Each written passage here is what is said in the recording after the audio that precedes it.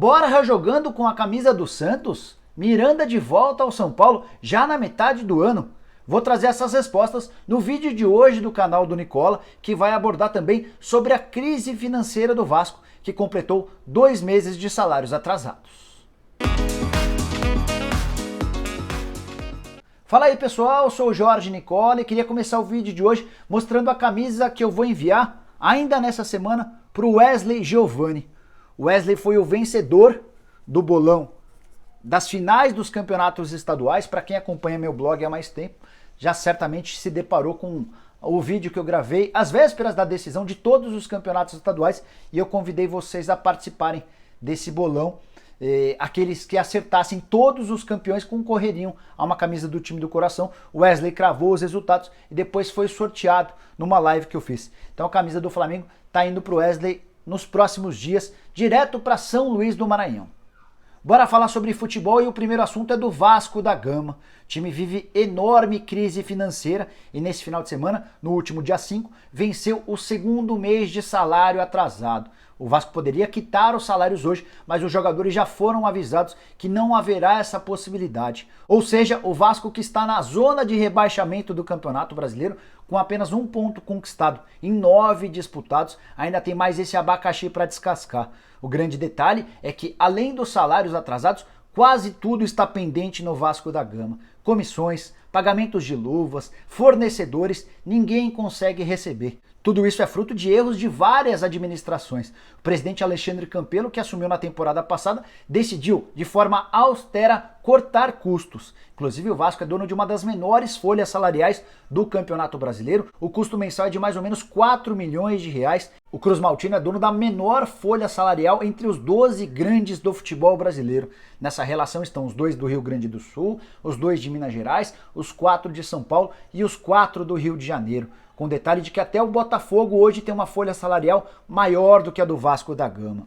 E não dá para dizer que esses seguidos atrasos nos salários não causem problemas. Às vésperas da semifinal do Campeonato Carioca contra o Bangu, você vai lembrar que eu noticiei aqui no meu canal e também no meu blog que o Thiago Galhardo liderou uma tentativa de greve entre os jogadores do Vasco. Essa greve acabou não saindo do papel porque na oportunidade o Campelo conseguiu convencer os jogadores de que faria os pagamentos. De qualquer maneira, o Galhardo acabou sendo afastado. A grande questão é como o Vasco vai conseguir ficar longe da zona do rebaixamento ao longo do Campeonato Brasileiro sem dinheiro para pagar salários e para contratar jogadores. O elenco desse ano foi montado com apenas 300 mil reais. Esse foi o dinheiro investido no Raul Cáceres e no Lucas Mineiro, os 2 únicos reforços que tiveram algum custo. Detalhe, ambos chegaram por empréstimo. Para completar a desgraça vascaína, não há treinador e agora nem diretor de futebol. Todo mundo sabe que o Alberto Valentim foi demitido depois da final do Campeonato Carioca e o Vasco já fez algumas tentativas esbarrando sempre na questão financeira. Primeiro nome, o Jorge Jesus, não deu certo. Diego Aguirre também não aceitou as condições financeiras impostas pelo Vasco da Gama. Houve uma consulta ao Dunga e outra ao Dorival Júnior. Os 2 ganham muito mais do que o Vasco pode pagar e a partir de agora o Vasco recomeça da estaca zero essa busca por um treinador. Isso sem contar que o presidente Campelo ainda terá de buscar um novo diretor de futebol. Nesse domingo, o Campelo decidiu demitir o Alexandre Faria, que havia sido responsável por montar o elenco de 2019. Hora de falar sobre Borja, centroavante que foi artilheiro da Libertadores do ano passado e também do Campeonato Paulista passado, mas vive uma fase horrorosa. Ele não joga desde o dia 23 de março e tem apenas 3 gols em 12 partidas disputadas pelo Verdão. A grande novidade desse vídeo é que o Palmeiras está decidido a não emprestar o Borja. Nos últimos dias, o Santos no Brasil e o Júnior Barranquilla da Colômbia procuraram a diretoria alviverde na tentativa de contar com o Borja até dezembro. A ideia era pegar o jogador de graça, por empréstimo, pagando só os salários do atleta. O Palmeiras disse não, porque o Palmeiras tem a expectativa de vender o Borja na metade do ano e utilizar esse dinheiro para comprar um outro atacante. O Verdão já aceita até ter prejuízo com o Borja, isso porque ele foi comprado em 2017 por 33 milhões de reais e diante da péssima fase e de o fato de quase nunca entrar em campo, o Palmeiras já imagina que não conseguirá recuperar os 33 milhões de reais. Se conseguir, por exemplo, 25 milhões na metade do ano, quando reabrem os mercados na Europa, na Ásia e no Oriente Médio, o Palmeiras terá capacidade financeira para buscar um outro camisa 9. Um dos nomes dos sonhos do diretor de futebol Alexandre Matos é o Pedro, do Fluminense, embora essa negociação seja das mais complexas. O Fluminense pede algo na casa dos 25 milhões de euros para vender seu jogador. Só para arrematar sobre o Borja, o último jogo dele em 23 de março, primeira partida de quartas de final do Campeonato Paulista contra o Novo Horizontino e o último gol em 27 de fevereiro. Tá muito claro que o Borja perdeu toda a confiança que tinha no futebol dele e os companheiros, o técnico Luiz Felipe Scolari e a torcida do Palmeiras também confiam absolutamente nada no centroavante colombiano. Quero fechar o vídeo falando sobre Miranda, que foi alvo de especulações nos últimos dias em relação à possibilidade de voltar ao Morumbi para jogar no São Paulo já a partir de julho.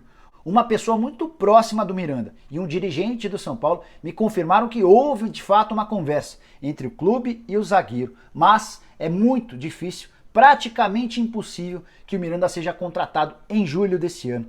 Primeiro porque ele tem contrato com a Inter de Milão por mais uma temporada, ou seja, até junho de 2020. Depois porque o salário dele é extremamente alto e para completar a terceira e última condição, os familiares do Miranda gostariam de permanecer na Europa por mais algum tempo.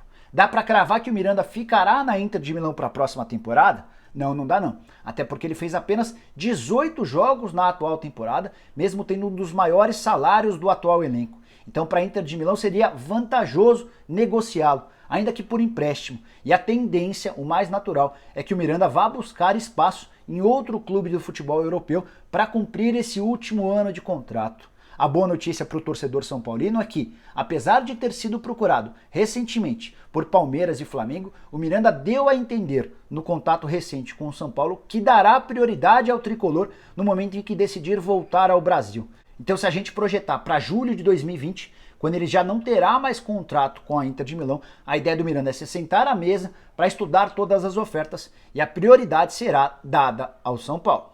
Só para lembrar que o Miranda não joga desde o dia 7 de abril, num confronto contra a Atalanta pelo Campeonato Italiano. Na temporada foram 18 partidas do zagueiro brasileiro em 47 aparições da Inter de Milão, o que mostra que ele tem perdido completamente seu espaço no time de Milão. Bom, eram essas as informações que eu tinha para passar para você por agora. Prometo voltar assim que surgirem mais notícias de mercado ou de bastidores. Se você gostou do vídeo, não esquece de dar um like. Se você ainda não se inscreveu no canal, por favor se inscreva, acione o sininho para ser notificado toda vez que eu fizer uma live ou um vídeo novo e use o espaço para comentários para deixar pergunta, dúvida, sugestão. Se você quiser algum assunto específico para ser gravado num vídeo, use o espaço para comentários. Vários dos vídeos que eu fiz aqui nasceram de sugestões de vocês no espaço para comentários. Beleza? A gente se vê em breve. Um abraço!